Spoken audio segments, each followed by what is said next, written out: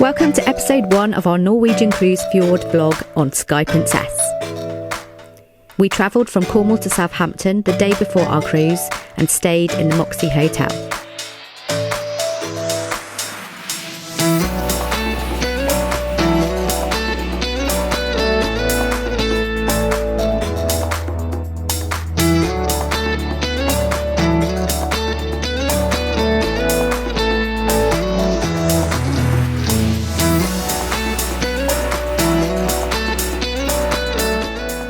This is an ideal location near the cruise terminals, and our room had everything that we needed.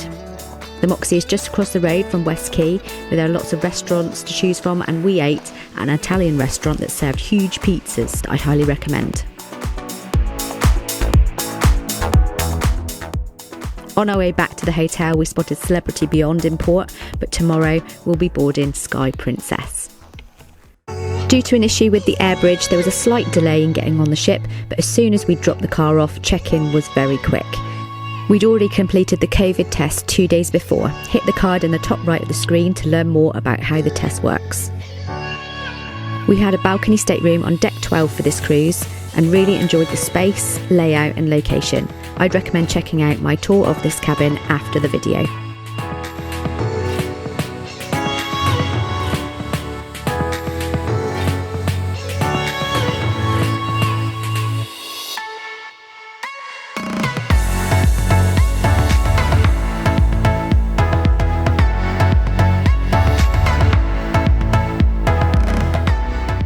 The sail away party was fun and we were excited for our cruise. It was good to see the music and dancers return after a low-key sail away on Sky Princess last year.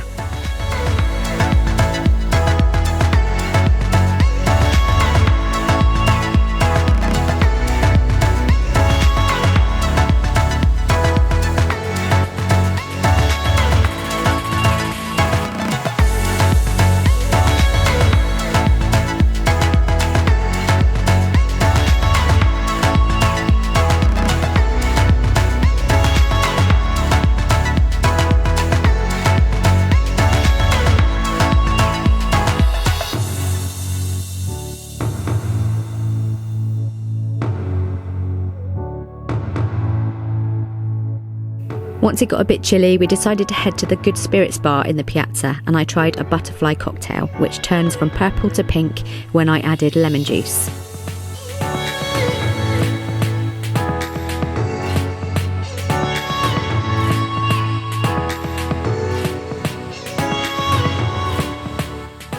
During the evening, we enjoyed the different bars on board and finished in the buffet for dinner before heading to bed.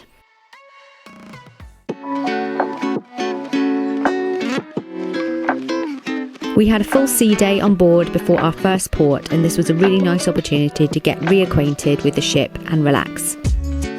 There was a full programme of activities on board throughout the day, and you can find these on the Journey View section of your app, the Medallion app, or on interactive screens around the ship.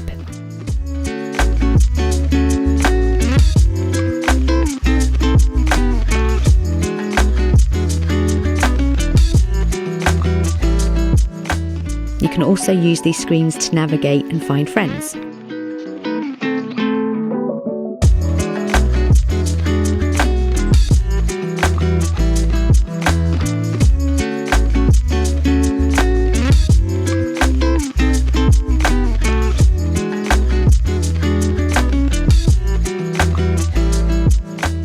The Crown Grill bar was one of our favourite areas to sit and enjoy a drink and a chat. It had plenty of comfy seating, but is usually popular with other passengers, so it can get busy. The piazza is also a popular venue with music throughout the day. You can also stop by the International Cafe for a coffee and a snack.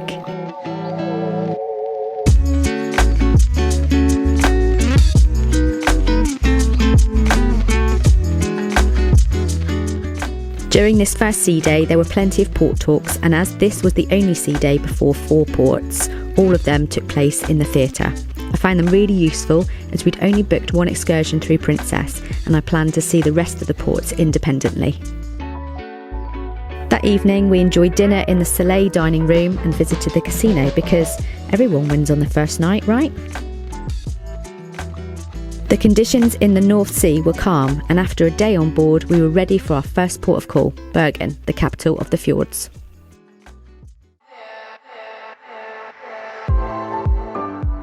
We woke up the next morning to hear the ship's foghorn as we approached Bergen. We'd ordered room service breakfast so we could spend more time on our balcony, and the fog soon cleared.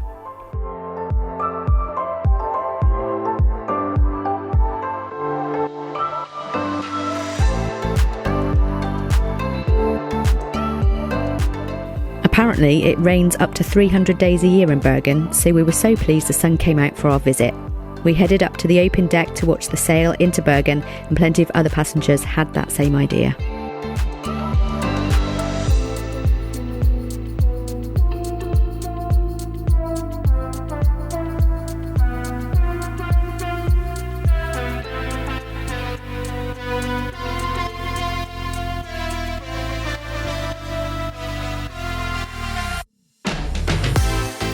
The good thing about this port is that the cruise ship docks right in Bergen, so we only had a short walk into the centre.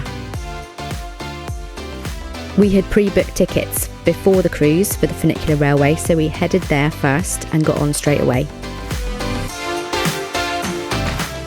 The railway takes you to the top of Mount Fløyen. We paid around £12 return, which we thought was very reasonable because Princess offered the same excursion with transport for $100 each. So if you're comfortable in organising this yourself, it's definitely the cheaper option with plenty more time to enjoy the views.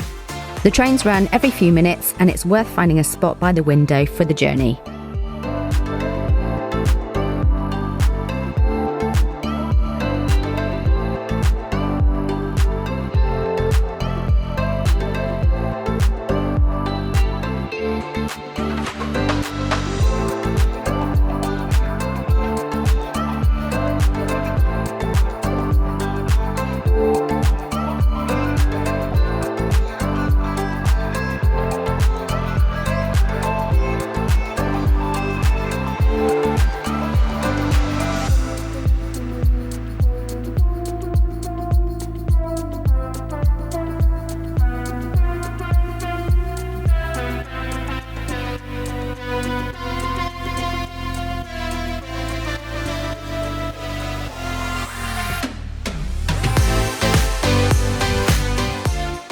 We spent almost 2 hours here admiring the scenery, and the resident herd of goats seemed to love all the attention they got from tourists.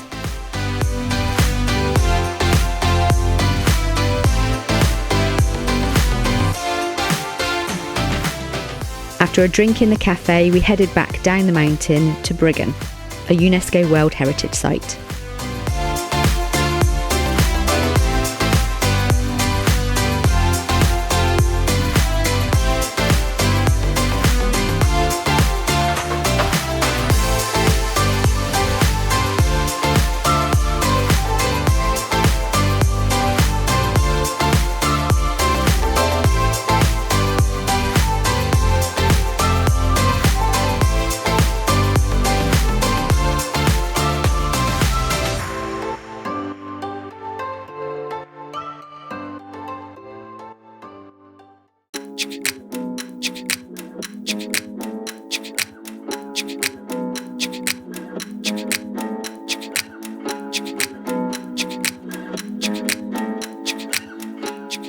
Bergen is an area of wooden buildings, originally built by the Hanseatic League, and is now mainly where you'll find lots of shops, restaurants, bars and cafes.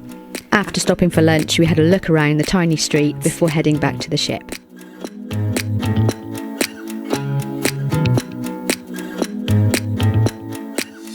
I hope you've enjoyed episode 1 of our Norwegian Fjords cruise on Sky Princess. If you did, please give it a like and make sure you're subscribed to the channel so you don't miss episode 2, where we cruise through the longest fjord in Norway.